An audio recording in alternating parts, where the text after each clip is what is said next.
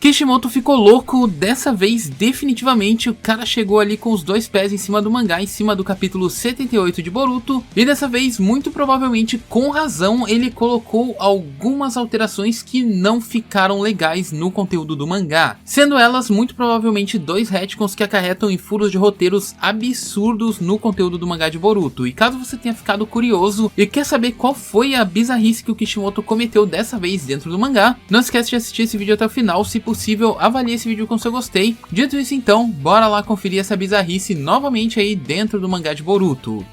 Pois bem, meus amigos, começando então o vídeo de hoje, como vocês viram no capítulo 77 e também no vídeo que eu tinha publicado aí anteriormente, a gente já estava comentando sobre um possível furo de roteiro dentro do conteúdo do mangá, já que a gente teve ali alguns spoilers, né, que acabaram saindo, mas como não estava tudo definido, eu preferi esperar o capítulo sair pra gente ver qual seria o contexto, qual seria a narrativa, se teria algum problema de tradução ou alguma coisa assim relacionado ao que a gente vai comentar aqui. Pois como vocês viram desde o capítulo passado, capítulo 77, o Kawaki ele deu um sumiço ali tanto no Naruto quanto na Hinata. Inicialmente a gente pensava que ele tinha mandado eles para outra dimensão, alguma coisa assim, tinha deixado eles presos lá, sei lá, numa dimensão do gelo, do deserto, alguma coisa assim, lá nas dimensões da Kaguya, e que eles não teriam condições de voltar, ou se tivessem seria, sei lá, por meio de invocação reversa, alguma coisa assim, que eles ficariam ali um tempo um pouco de molho, onde nem Sasuke nem o Boruto saberiam a localização, e mesmo ele tendo ali suportes e recursos para eles poderem ir buscar de fato o Naruto, no roteiro eles não teriam como buscar porque eles não saberiam de fato a localização. Só que quando saiu o capítulo 78, o Kishimoto ele decidiu mudar alguns parâmetros, algumas coisas que já estavam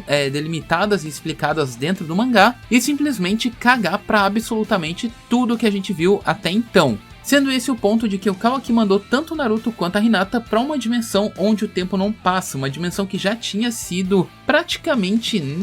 elaborada ali pelo Kodashi. Ele tinha imposto limites e até então já estava tudo predefinido, os conceitos estavam embasados e não tinha mais o que mexer nessas habilidades que envolvia o Ishiki. Pois a gente sabia que o Sukuna Hikona, ele era uma habilidade que ele era capaz ali de encolher absolutamente tudo que estava no campo de visão, encolhendo ali objetos inanimados que simplesmente não tinham vida, como, sei lá, canetas, cadeiras, qualquer coisa, estacas, cubos, pedras, ninjutsus e afins. Tudo isso já tinha sido explicado pelo Kodashi no conteúdo do mangá, e todas as coisas que o Sukuna Hikona ele acabava encolhendo, elas entravam então em uma dimensão onde o tempo não passava, sendo completamente enfatizado tanto pelo Ishiki quanto pelo Jigen, quanto pelo próprio Amado no mangá, que seres vivos não poderiam ser encolhidos e serem guardados nessa dimensão. Então até aqui tudo tranquilo. Aparentemente o conceito era bem parecido com o universo da Marvel, né, do Homem-Formiga ali e tal, em que essas coisas que foram encolhidas acabam entrando meio que num estado quântico, onde o tempo acaba não passando da mesma forma que aqui fora. Então o conceito que o Kodashi tinha estabelecido é que as coisas que teriam sido encolhidas pelo Sukuna Hikona acabariam sofrendo ações ali, alterações do tempo diferente de como ocorrem lá fora,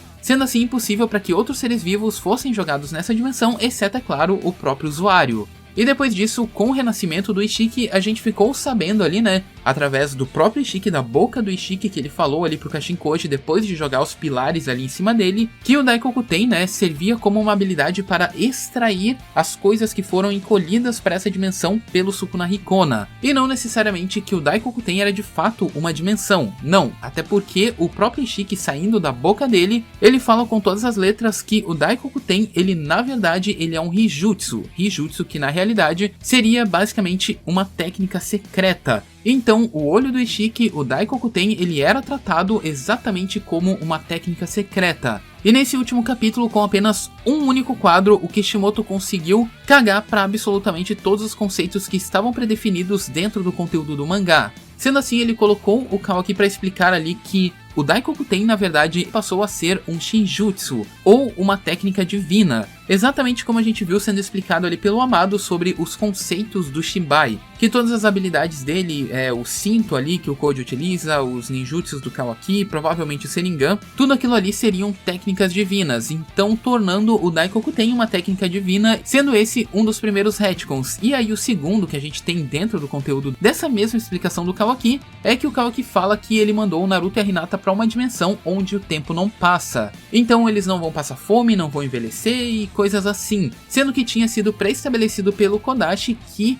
não teria como mandar pessoas para essa dimensão onde o tempo não passa. Isso já tinha sido enfatizado, mas beleza, são 2 retcons que a gente tem aqui, só que o problema é que esse segundo retcon, essa segunda mudança, que acaba cruzando a linha ali de limite que o Kodashi tinha estabelecido para a técnica do Ishiki não ficar totalmente quebrada, seria justamente não mandar pessoas pra lá, porque senão acabaria acarretando em um furo de roteiro tremendo no começo ali das execuções que a gente teve no mangá de Boruto. Por exemplo, o mangá de Boruto ele funciona ali em ações que vão acarretando em camadas. Por exemplo, uma ação acaba acarretando em outra. Vamos começar aqui, por exemplo, com a chegada do Kawaki. Quando o Kawaki chegou no mangá, se ele não tivesse aparecido, a Kara nunca precisaria entrar em contato com Konoha, porque simplesmente eles não teriam nenhuma conexão com Konoha em si, eles queriam executar o plano deles sem envolver ninguém, sem envolver o mundo ninja e tudo mais. Eles queriam apenas fazer o receptáculo e cumprir ali o plano do Ishiki sem se envolver com absolutamente ninguém. Então, a partir do momento que o Amado e o Kashinkoji eles permitiram que o Kawaki desse fuga ali do dirigível, as coisas no roteiro de Boruto começaram a acontecer em um efeito cascata. Por exemplo, o Kawaki saiu e aí a Kara teve que ir atrás dele, a Delta teve que ir atrás do Kawaki em Konoha, aí acabou resultando naquela luta dela com o Naruto e tudo mais, e aí depois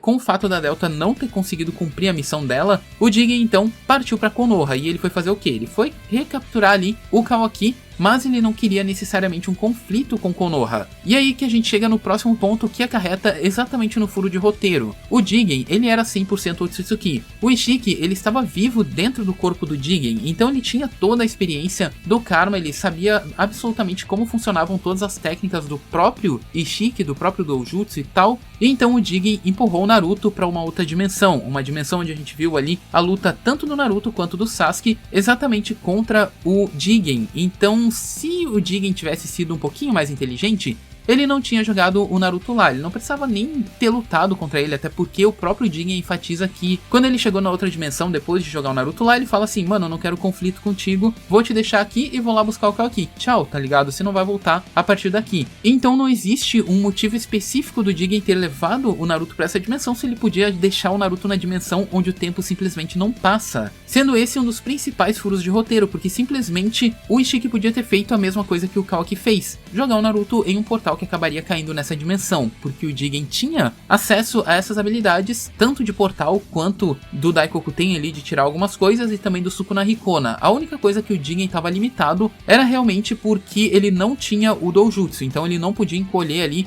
as coisas que estavam no campo de visão, mas ainda assim ele podia utilizar o Sukuna Hikona nele mesmo e ao mesmo tempo tirar as coisas ali daquela dimensão com o uso do Daikoku Ten, desde que a gente viu ali ele tirando uma mesa, vinho e tal ali, quando a Delta deu um chute na mesa lá na base da Kara. Então a gente sabe que o Jigen tinha todas essas habilidades e ele acabou não utilizando, sendo esse um dos furos de roteiro aí que acabam acontecendo justamente por causa do Kishimoto estar saindo ali dos limites que o Kodashi tinha imposto para limitar os poderes do Ishiki, para não se tornar completamente quebrado, como acabou ficando agora com esse contexto do Kawaki. Sendo então 2 retcons que simplesmente não tem justificativa, não tem explicação, as coisas simplesmente acontecem em Boruto, né, como eu disse pra vocês, depois que o Jigen ele acabou selando o Naruto, ele não precisava nem ter selado o Naruto lá, ele derrotou o Naruto, beleza, então joga na dimensão onde o tempo não passa. Tanto ele quanto o Sasuke poderiam simplesmente ter sido derrotados dessa forma, sem que houvesse roteiro em si para poder concluir esses pontos. Então esses pontos o Kishimoto realmente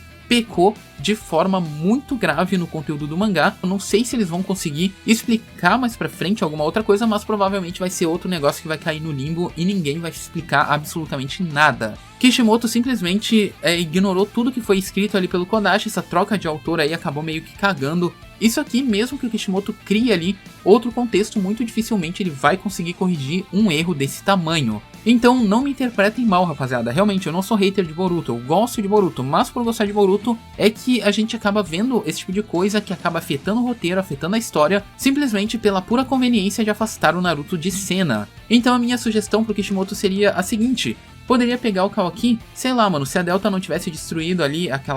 aquele vaso de selamento lá que o Naruto tinha sido selado anteriormente, poderiam colocar o Kawaki simplesmente pra mandar o Naruto pra outra dimensão, selar ele dentro desse pote e esconder ali, encolher mais do que o normal e esconder em algum outro lugar que o Naruto não pudesse voltar, mas não simplesmente tocar um retcon desse tamanho, cagar pra todos os parâmetros que tinham sido predefinidos ali pelo Kodashi anteriormente e fazer com que o roteiro seja conveniente o suficiente para que o Kawaki consiga executar tudo aquilo e ele só possa devolver o Naruto no futuro, lá no final do mangá, por pura benevolência e ele acabar sendo convertido pelo Boruto. Enfim, né, é foda isso aqui. Muito complicado, a gente gosta do mangá, mas é exatamente por a gente gostar bastante do mangá que a gente tem que ficar atento a esse tipo de ponto que afeta realmente na narrativa do mangá. Então agora eu quero saber de vocês, é furo de roteiro ou não é? Comenta aqui embaixo sua opinião, quero saber a opinião de vocês, porque realmente pra mim não tem desculpa isso aqui que foi feito. Eu esperei até sair o capítulo, mas não me convenceu. Enfim, caso você tenha gostado, deixe seu gostei, não esquece de comentar. Tamo junto, um abraço e é nóis!